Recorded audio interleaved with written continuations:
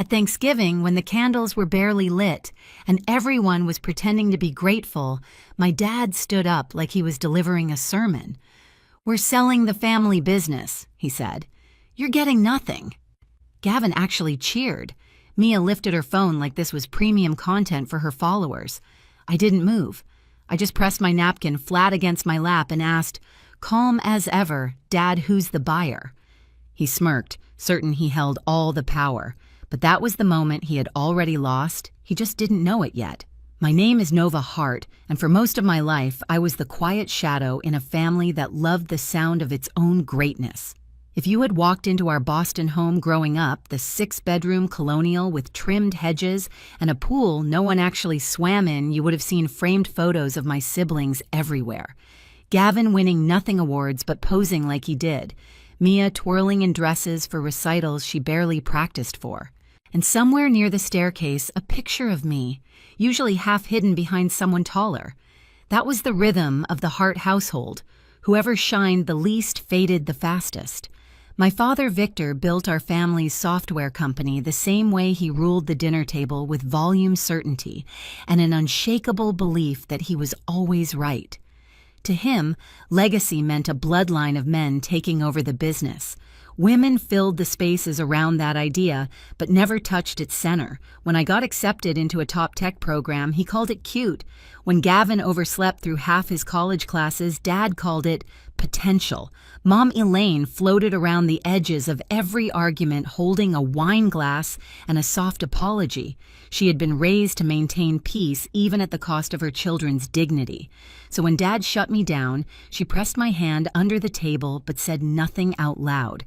That silence shaped me more than any criticism. The turning point came when I was 22. I had spent months designing a new integration solution, something the company desperately needed. I rehearsed my presentation for days, but 10 minutes into the boardroom meeting, Dad cut me off with a laugh. "This is theoretical nonsense," he said in front of men twice his age and 10 times as proud. The humiliation landed so sharply that my legs shook under the table. I walked out of that room knowing the company would never belong to me because it had never been allowed to. So I left Boston. No goodbye dinner, no dramatic exit speech, just a studio apartment in San Francisco, ramen nights, cheap coffee, and 70-hour work weeks where no one knew my last name. That anonymity was freedom. I built my first product alone, my second with a freelance team. The third attracted real investors. And eventually, the empire I built quietly, deliberately became the kind of entity my father's company would one day beg for help. And yet every Thanksgiving I came home, the dynamic never changed. Gavin bragged about handling big accounts, even though he barely handled his own alarms. Mia live-streamed every corner of the house, narrating her life as if it were a reality show. Dad barely looked up when I walked in. But this year felt different the moment I stepped through the door. Dad kept whispering near the study. Gavin was unusually smug, and Mia stopped recording just long enough to smirk at me like she knew something I didn't. I should have sensed what was coming, but I had a secret of my own.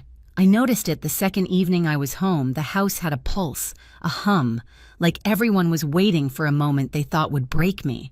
Dad kept slipping into his study, lowering his voice whenever footsteps approached. Gavin strutted around as if he'd already inherited something. And Mia, usually glued to her phone, kept watching Dad with this anticipatory sparkle, like a kid waiting for fireworks. The moment that confirmed everything came when I passed Dad's study on my way to the kitchen. His door was cracked just enough for his voice to spill through. "Yes, the offer stands, $50 million. We sign after the holiday." A pause. "No, my children won't be involved. It's better they don't know. $50 million. A secret sale. No involvement." My fingers tightened around the railing. The family business wasn't just a revenue stream, it was his identity, his pride, the throne he always shoved Gavin onto. Selling it without so much as a conversation, that wasn't oversight. That was intentional erasure, the kind he'd practiced my whole life. I leaned closer. "Yes, Everest Holdings," he said. "They're eager. We'll close immediately after Thanksgiving."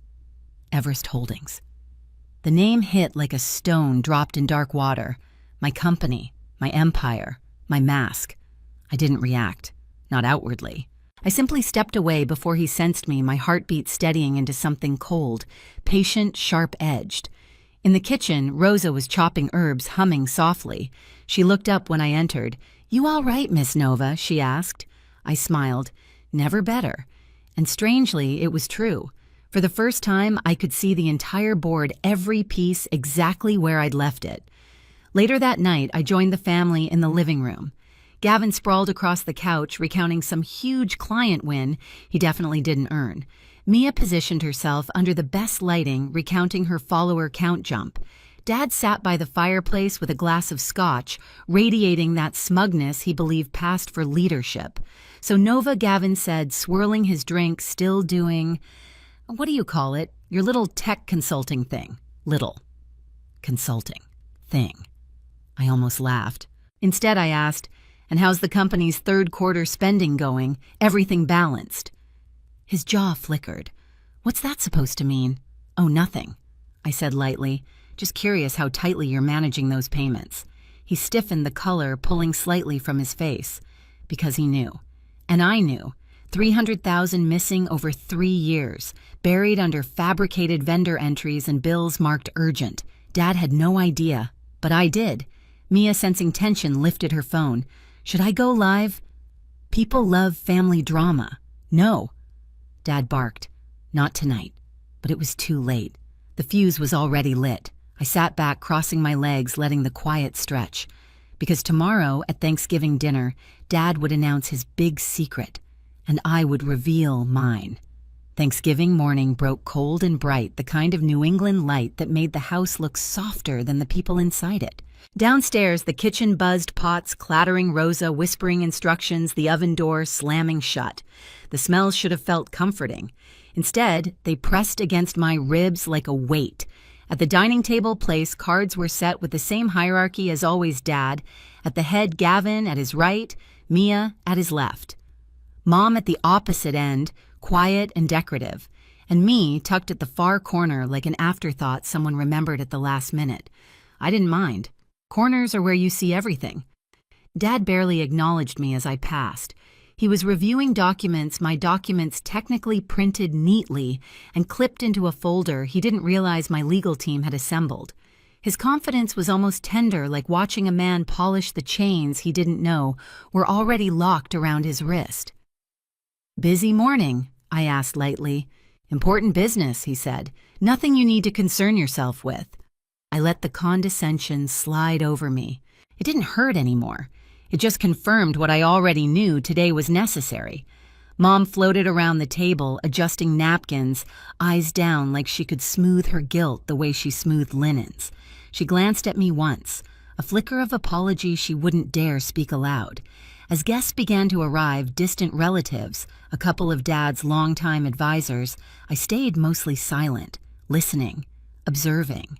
Every word they spoke reinforced a story they'd lived in for decades. Victor Hart as the brilliant patriarch Gavin, as the heir Mia, as the ornamental daughter, and me as, well, invisible. Invisible people make the best architects of change. Dinner began with predictable stiffness. Mom insisted we go around the table sharing gratitude. Gavin bragged about a major account win. Mia thanked her followers. Dad praised the legacy he'd built. I said nothing. Gratitude would come later. The tension snapped when dessert arrived.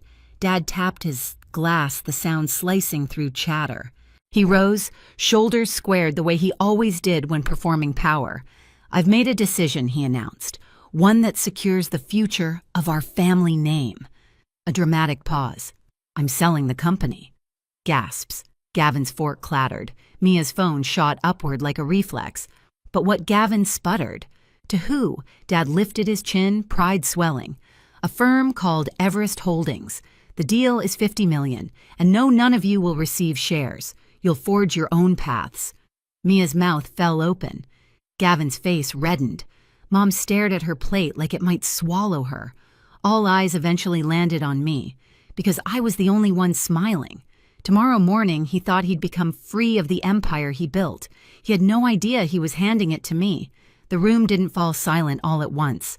It collapsed in waves, first a stunned inhale from Mia, then the scrape of Gavin's chair, then the soft, embarrassed cough of one of Dad's advisors.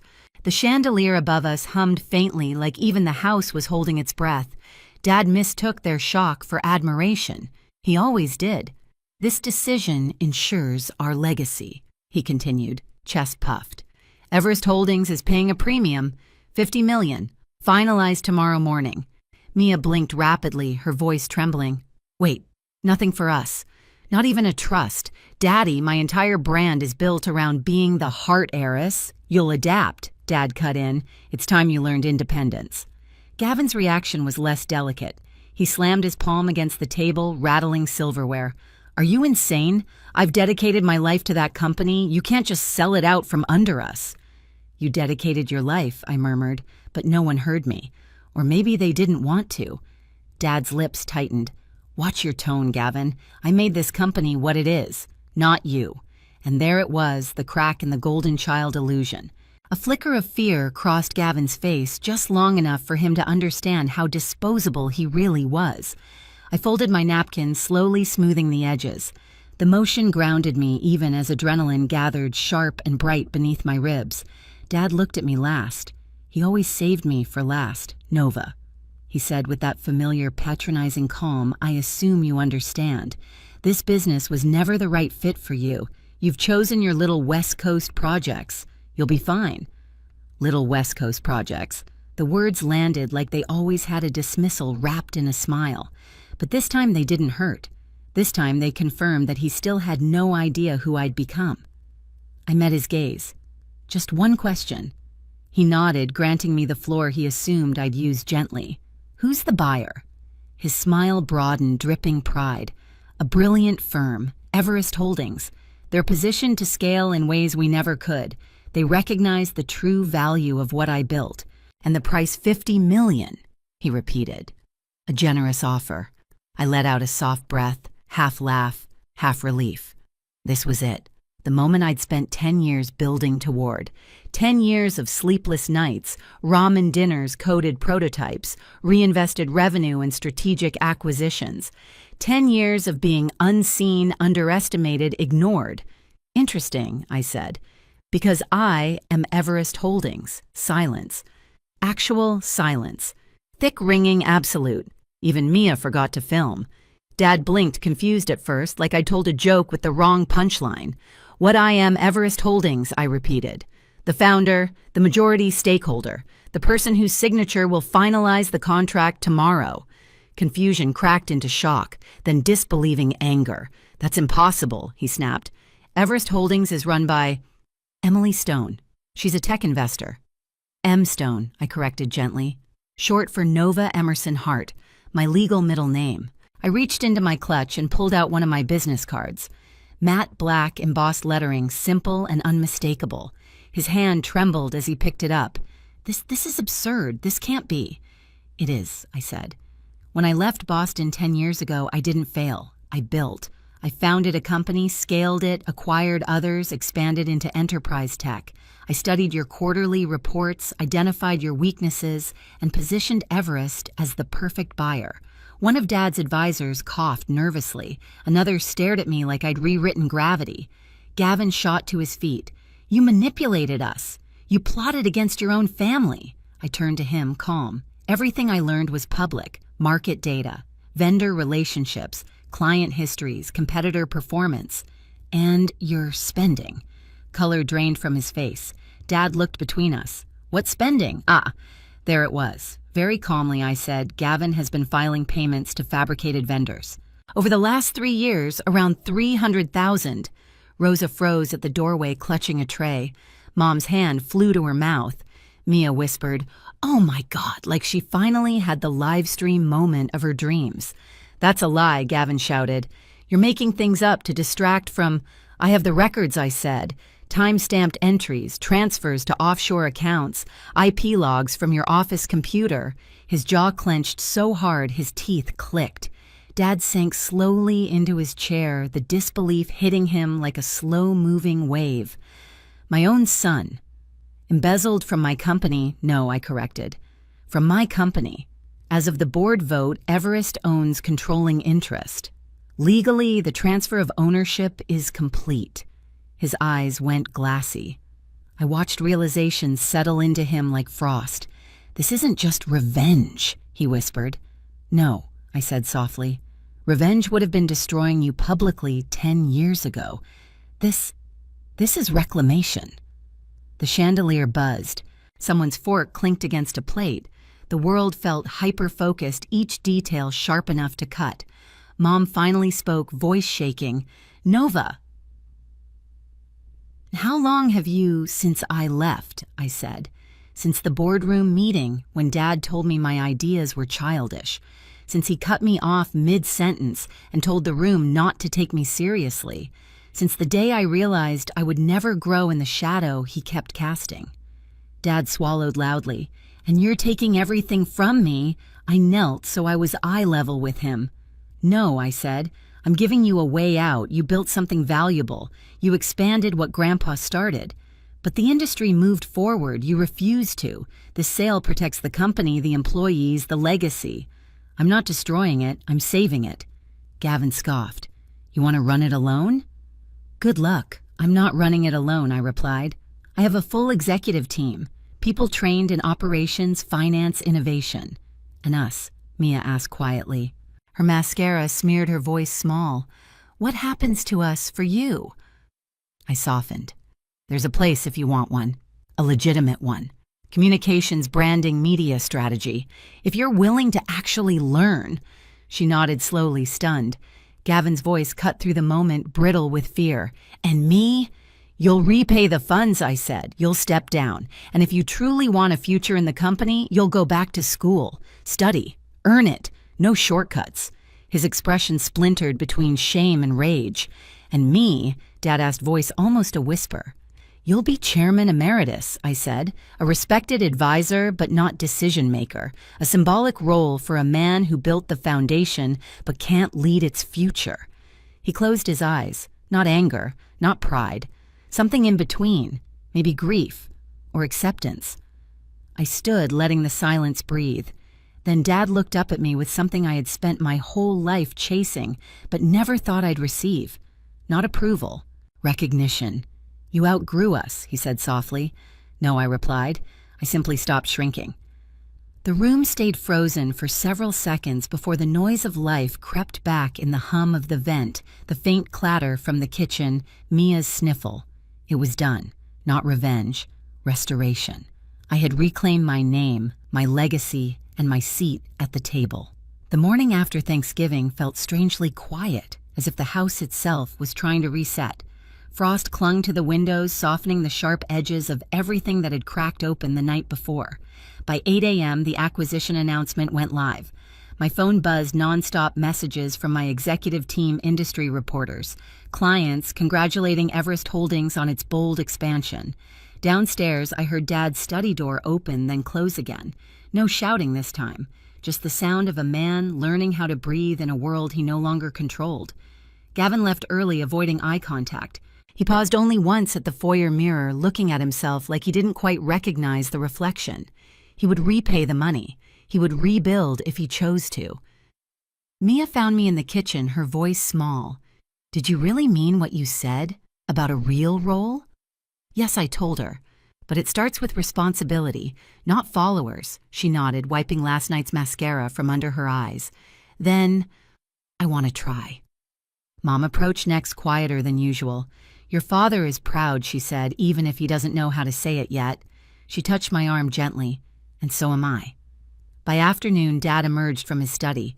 No folder in hand, no lecture prepared, just a man walking toward his daughter with hesitant steps. I'll take the advisory position, he said, if you still want me there. I nodded. It's where you belong, just not where you used to be. And for the first time, we stood as something closer to equals. 6 months later, I walked through the renovated lobby of what was now Hart Everest Technologies. Light poured through new glass walls, reflecting a company finally aligned with the future instead of clinging to the past. Dad's photo still hung beside my grandfather's unchanged, but a new frame stood beside them mine. Not as the forgotten middle child, not as the daughter who didn't fit the business, but as the woman who carried it into its next chapter. Gavin checked in from his graduate program every few weeks, humbled but trying. Mia had become a surprisingly effective communications lead, trading vanity posts for real strategy. Mom volunteered with organizations helping young women enter tech, determined not to repeat her silence. As for me, I finally felt like I was standing in the life I'd been building all along without asking anyone's permission. If you've ever felt underestimated by the people who should have seen you most clearly, I hope my story reminds you your value isn't theirs to decide. Share your thoughts in the comments and hit subscribe so you don't miss the next story.